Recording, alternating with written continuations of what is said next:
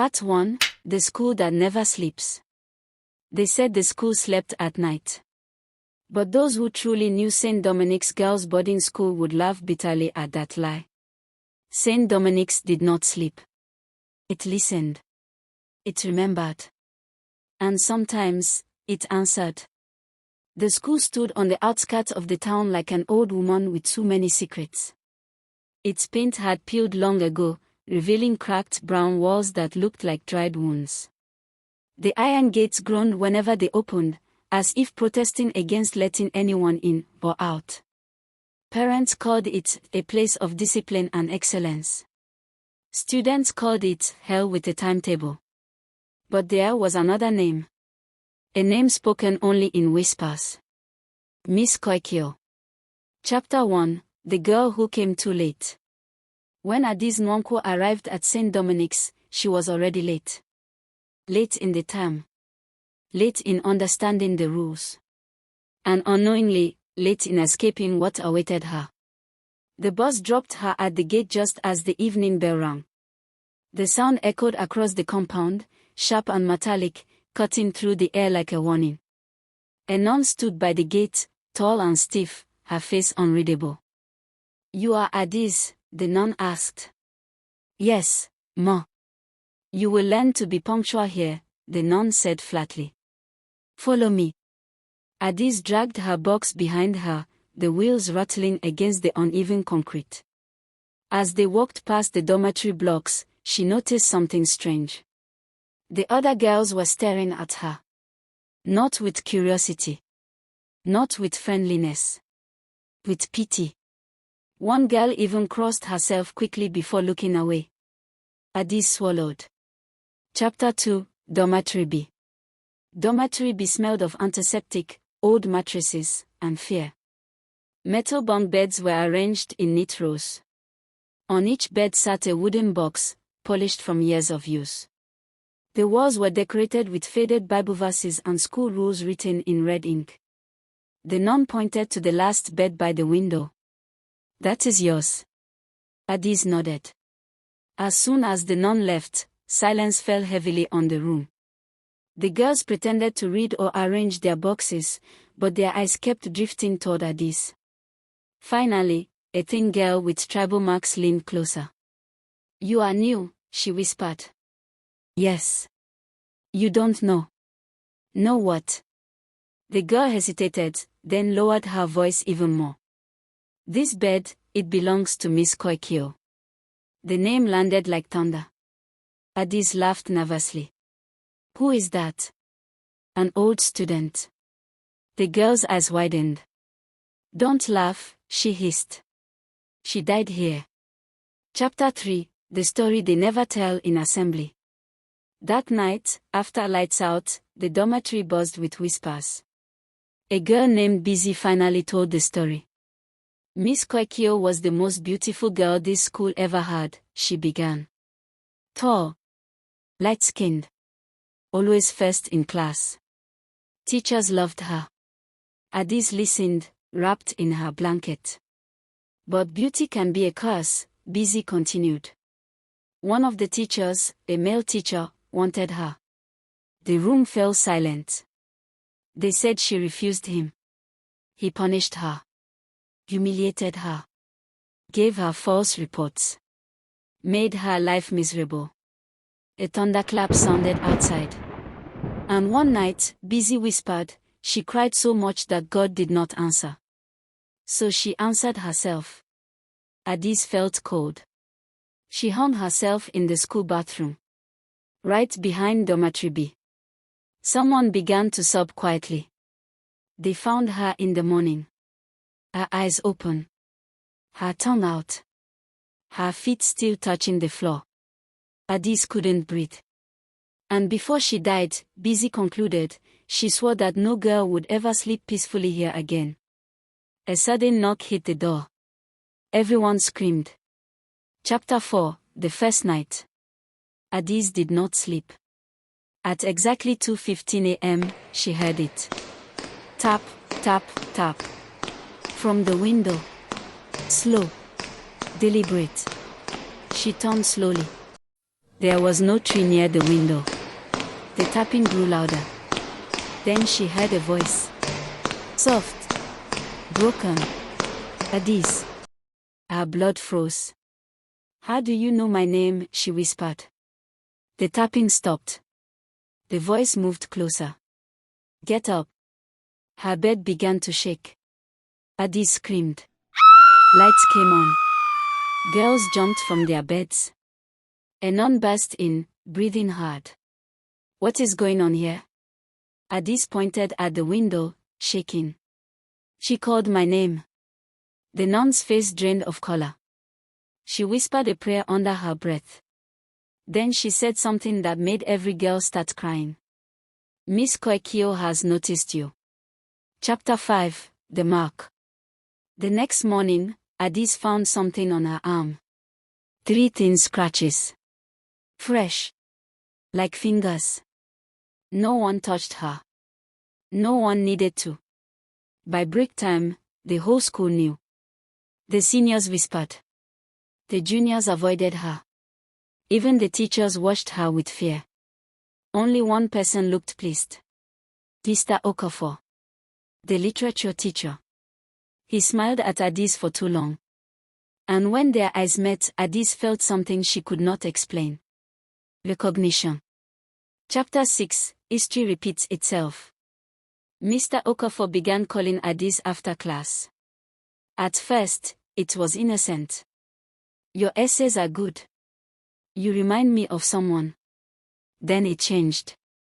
Should be careful. This school has a way of breaking girls. One afternoon, he locked the classroom door. Adaeze backed away. You think you are better than others? He asked softly. Just like she did. Her ears rang. Who? He smiled. Miss Koi Kio. The lights flickered. The door slammed open by itself. A cold wind rushed in. And a voice filled the room. Deep. Angry. Familiar. Leave her alone. Mr. Okafor screamed. Chapter 7, She Walks Again. That night, the school erupted. Girls ran through corridors. Doors slammed. Someone fainted. They all saw her. A tall figure in a white school uniform. Feet not touching the ground. Eyes glowing like burning candles. Hair floating. Walking toward dormitory B. Calling one name. Adaeze. Miss Koi Kio had returned. Part 2, The Girl Who Never Left. Morning after the screams. By morning, St. Dominic's no longer felt like a school. It felt like a crime scene. Girls whispered in clusters. Some refused to leave their beds. Others clutched rosaries and anointed oil brought secretly from home. Even the nuns looked shaken, their stiff confidence replaced by hurried prayers and nervous glances. Adaeze sat alone on her bed. Her eyes were swollen from crying. No one blamed her. Everyone knew something had changed. Miss Koi Kio had not only returned. She had chosen someone. At assembly, the principal, Sister Magdalene, stood before the students. Her voice trembled slightly despite her effort to sound firm. There is no ghost in this school, she said. Fear is the devil's tool. You will all return to classes. A loud bang echoed across the compound. The microphone screeched. Every student screamed. Sister Magdalene froze. For a brief moment, just a second, Adaeze saw it. Behind the principal. A tall figure. White uniform. Expressionless face. Then it vanished. The diary in the wall. That afternoon, Adaeze was summoned. Not by a teacher. By the school itself. She felt it pulling her toward the abandoned bathroom behind dormitory B, the place students were forbidden to go. The door creaked open easily. The air inside was cold and heavy. Broken mirrors lined the walls, their cracked surfaces reflecting distorted versions of Adaeze. She stepped closer to the far wall, where old tiles were stained dark. Her fingers brushed something loose. A tile shifted. Behind it was a small space. Inside lay a brown leather diary, swollen with age. Her hands shook as she opened it. The first page read, "My name is Koi Kio Emmanuel. If anyone finds this, know that I did not die by weakness. I died because silence killed me." Adaeze's breath caught. She began to read. The truth about Koi Kio. Koi Kio had been brilliant. First in class. Head girl material. But her diary revealed pain hidden behind her smiles. "Mr. Adewale says I should stop pretending I am innocent. He says no one will believe me." Adaeze's chest tightened. "They reduced my marks. They mocked me during assembly. They said I was proud. Stubborn."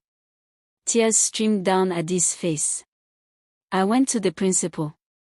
She told me to pray harder. She said men will always be men." The final entry was dated the night she died. "If God will not fight for me, then my blood will speak. This school will remember my name." The diary slipped from Adaeze's hands. A presence filled the room. Adaeze whispered, "I'm sorry." The air grew warmer. A soft voice replied, not angry this time. "Thank you for listening. The protector." From that day, strange things happened. Girls who were bullied found their tormentors mysteriously punished. Teachers who insulted students fell ill overnight. Mr. Okafor stopped coming to school. They said he locked himself in his house, screaming that "she is standing at my window." Adaeze began to see Miss Koi Kio more clearly now. Not just as a ghost, but as a guardian. At night, Adaeze would wake to find the white figure sitting quietly by her bed. "You don't want to hurt them," Adaeze whispered once.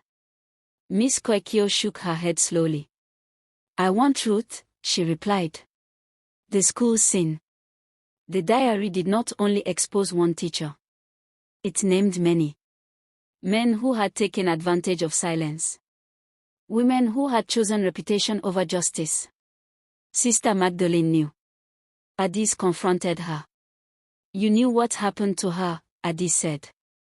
The principal's hands trembled. "We were protecting the school," she whispered. "No," Adaeze replied. "You were protecting yourselves." That night, the bell rang by itself. Over and over. At 2:15 a.m. The exact time Koi Kio died. Every student was forced awake. A voice echoed across the compound. Clear. Loud. Assembly. Judgment Day. Under the moonlight, Miss Koi Kio stood before the entire school. No chains. No blood. Just sorrow and strength. The guilty teachers collapsed to their knees. Some confessed openly. Some screamed. Some fainted. Miss Koi Kio turned to Adaeze. "Will they change?" she asked. Adaeze swallowed. "I don't know," she said honestly. The ghost nodded. "Then let my story live." She raised her hand. The wind howled. The lights exploded. And suddenly, she was gone. After the silence, St. Dominic's closed 3 months later. Investigations followed. Teachers were arrested. Parents cried. The town whispered. Adaeze transferred schools. But she carried something with her. The diary. Years later, Adaeze became a writer. She told the story. Not as horror, but as warning. Because some ghosts are not evil. Some are created. Epilogue, the last bell. They say the school is abandoned now. But sometimes, late at night, passers-by hear a bell ringing. And a soft voice saying, "Speak up, or I will." Part 3, when the dead refuse to be silent. The school that refused to die. St. Dominic's was officially closed. The government sealed the gates. The signboard was removed.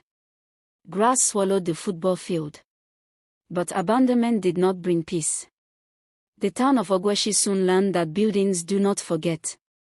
At night, neighbors heard footsteps inside the empty dormitories. Lights flickered in windows with no electricity. Sometimes, a bell rang, clear and sharp, at 2:15 a.m. The townspeople began to say it openly now. Miss Koi Kio is still there. Parents warned their children never to pass near the school after sunset. Commercial drivers changed their routes. Even pastors avoided the area during night prayers. Because Miss Koi Kio was no longer just a school ghost. She had become a story with teeth. The girl who couldn't forget. Adaeze tried to move on. New school. New friends. New life. But memory is stubborn. At night, she still dreamed of white corridors and cracked mirrors. She dreamed of a girl standing barefoot on cold tiles, eyes full of questions the living refused to answer. One night, Adaeze woke up sweating. Her mirror was fogged. 3 words appeared slowly, written from the inside. Don't stop. Adaeze sank to the floor. She understood. Miss Koi Kio was not done. The ones who escaped. Not everyone faced justice. Some teachers fled. One of them was Mr. Adewale, the man mentioned most in the diary.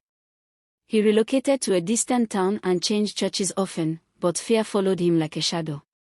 He began to see a girl everywhere. Standing at bus stops. Reflected in car mirrors. Sitting quietly in empty classrooms. One evening, he screamed in the middle of the road. She is asking me questions. By morning, he was found wandering barefoot, muttering one name over and over. Koi Kio. Koi Kio. The return to St. Dominic's. Adaeze returned to the school 5 years later. She didn't plan to. Her car simply stopped in front of the rusted gate. The padlock fell off by itself. Inside, the air felt heavy, but familiar. Dormitory B still stood. Her old bed frame was still there. And on the wall, carved deeply into concrete, was a message that had not been there before. Thank you for speaking. Adaeze's throat tightened. You're still here, she whispered. The temperature dropped. Miss Koi Kio appeared, not frightening now, but calm. I stayed because others are still afraid, she said. Adaeze nodded. Then let me finish it. Chapter 19, The Story Goes Public. Adaeze published the story. Not as fiction. Not as rumor. But as testimony. Names. Dates. Proof. The diary was photocopied and distributed. The internet exploded. Former students came forward with their own stories, different names, same pain. The country listened.